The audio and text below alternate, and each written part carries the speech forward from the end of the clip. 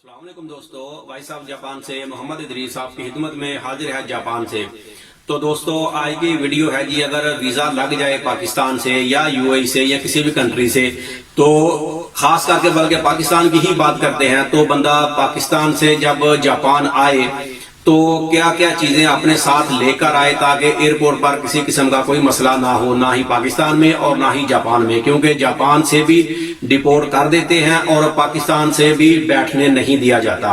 बल्कि यूएई वगैरह से भी यहाँ का सिस्टम जो है वो तो सेम ही होगा, लेकिन वहां से आने में तो कोई मसला नहीं होता किसी और कंट्री से पाकिस्तान के अलावा, लेकिन जापान में पहुंचकर तो मसला सबके लिए सेम ही होता है।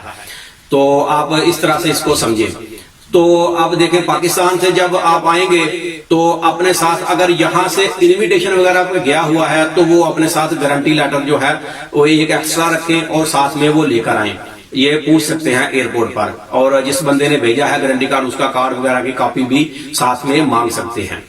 और अगर फैमिली किसी की आ रही हो वीजे के ऊपर, किसी ने यहाँ से वीजा भेजा हो 1 साल का या 3 साल का, तो वो अपने साथ निकाहनामा वगैरह भी साथ रखें कि एयरपोर्ट पर अक्सर वो पूछ लेते हैं। मेरे एक दोस्त के साथ ऐसा हुआ था और इस्लामाबाद से उनके लिए मसला बना था, लेकिन उनके डॉक्यूमेंट जो थे वो साथ ही थे, लेकिन वो सामान में जमा थे। वो कराची से फ्लाइट करके आ रहे थे इस्लामाबाद, और इस्लामाबाद से फिर टोक्यो आना था। तो फिर जहाज में से उनका सामान जो है वो वापस से निकाला गया दोबारा से कार्गो से, और फिर वो निकाहनामा दिखाया तो फिर उनको बैठने दिया गया। वीजा पासपोर्ट में लगा हुआ था, 3 साल का था, लेकिन वल्लाह आलम क्या मसला था, लेकिन उन्हें दोबारा से वो चेक किया, देखा और ठीक है जी जाए। तो इस किस्म की ये सूरत हो सकती है। लेकिन यूएई वगैरह से या कि सऊदीया से कोई बंदा आए तो उसके लिए कोई मसला नहीं है, वो वहां से सीधा एयरपोर्ट पे आ जाए, यानी कि टोक्यो आ सकता है किसी किस्म की, यानी कि जापान किसी भी एयरपोर्ट पे आए कोई मसला नहीं है। अब जापान पहुंचकर आगे सबके लिए सेम ही सूरत हाल है, चाहे वो यूएई से आए, सऊदीया से आए, किसी भी कंट्री से, तो उसको भी डिपोर्ट किया जा सकता है, चाहे वो पाकिस्तान से है उसको भी डिपोर्ट किया जा सकता है। अब उससे बचने के लिए क्या सूरत हाल है? उसके लिए जो सबसे आसान तरीका है कि आपके पास पैसे होने चाहिए ज्यादा। $10,000 जो है, 10,000 US डॉलर, ये तो कानूनी तौर पे इसकी इजाजत होती है साथ रखने की, ट्रैवल करने की, लेकिन आप 10,000 तो ना रखें, आप कम से कम भी 7,000 8,000 डॉलर जो है USA डॉलर, ये आपके पास होने चाहिए, ये लाजिम होने चाहिए। अगर कम होंगे तो मसला बन सकता है। अगर 2-3 हजार डॉलर आप सोचेंगे कि मैं लेके जाऊं, तो भाई इतने पैसे अगर वो चेक कर लेंगे, आपकी करेंसी भी वो चेक करते हैं। फिर अगर काउंटर से वो क्या करते हैं कि जिस बंदे पे जरा सा भी डाउट हो तो काउंटर से उसको पिछले रूम में ले जाते हैं। जब बंदा रूम में चला जाए तो समझे अब उसके चांसेस 50-50 हो गए। काउंटर पे तो वो एंट्री मार देते हैं, वो तो कोई मसला नहीं होता, एंट्री दे देते हैं, लेकिन जिसको पीछे ले जाते हैं रूम में, फिर उसकी अच्छे तरीके से चेकिंग करते हैं।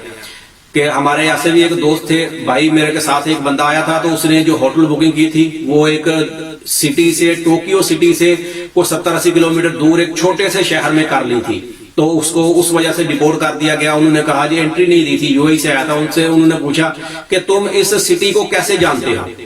उसने कहा जी बस मैंने इंटरनेट से देखा है। उनका नहीं, तुम्हारा कोई वहां पर बंदा है, ये सिटी तो टोक्यो से काफी दूर है, तुमने पूरा स्केड्यूल जो बनाया है कि टोक्यो में तुमने घूमना फिरना है, और ये जगह टोक्यो से जाने आने में, खाली आने के लिए टोक्यो में समझे कि डेली का जो ट्रेन से भी आएंगे तो 1.5 घंटे के आसपास टाइम चाहिए, और फिर पैसे भी चाहिए आने जाने के लिए, यानी कि खर्चा भी ज्यादा होगा। और तुमने इतने दूर लिया है, तुम्हारा वहां पर कोई बंदा लाजिम होगा, और तुमने वापस से नहीं जाना, तो उसको एंट्री ही नहीं दी। अब मेरा सगा भाई था साथ में, तो मैं भी दूर हूं थोड़ा, तो उसको मैंने पहले ही बताया था, बल्कि उसको भी मालूम था कि जो होटल की बुकिंग है वो मेन सिटी के अंदर ही करनी है। अब देखिए, हालांकि उसको तो चाहिए था कि वो मेरे जरिए मेरे घर की भी बुकिंग कर लेता, बता देता कि उसके घर में रहना है, या वो मेरे जो सिटी है वहां पर किसी होटल का कर लेता, लेकिन उसने मेन सिटी की। अब दूसरे बंदे ने किसी और जगह की कर ली, तो इसको तो उन्होंने पूछा भी नहीं। हालांकि ये करता तो इसके लिए रीजन था, वो मुझे फोन कर लेते तो मैं बताता जी मेरी गारंटी उसको आने गई, ये तो वापस ही जाना है। उसने कहा रुकना ही नहीं था, दोनों ने नहीं रुकना था, वापस जाना था। लेकिन टोक्यो की उसने की, तो उन्होंने हर पूछी भी नहीं उससे, और उसके साथ एक बेटा भी था, उसका छोटा बड़ा बेटा था साथ में आया हुआ, तो दोनों घूम फिर के चले गए। लेकिन वो जो दोस्त आया था वो इसी वजह से फंस गया और उसको एंट्री नहीं दी गई। तो आपने जो होटल बुकिंग करनी है वो भी टोक्यो सिटी के अंदर ही करनी है, और साथ में पैसे जो हैं वो इतने होने चाहिए ताकि वो चेक करे और मुतमिन हो जो इतने पैसे बंदे के पास हैं, ये घूम फिर कर तो वापस चला जाएगा। अगर 2-3 हजार होंगे, 2-3 हजार डॉलर होंगे, तो इतने में एंट्री 100% नहीं मिलेगी।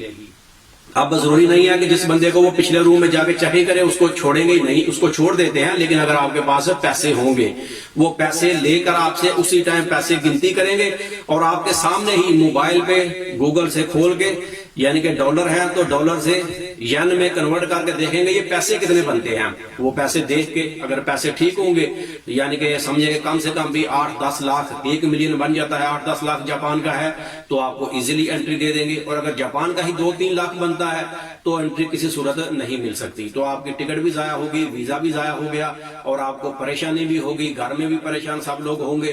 तो भाई इस परेशानी से बचने के लिए आसान सा तरीका यही है कि अपने पास पैसे रखें ज्यादा, अगर आए तो पैसे ज्यादा लेकर आए तो इंशाल्लाह आपको किसी किस्म की कोई परेशानी नहीं होगी।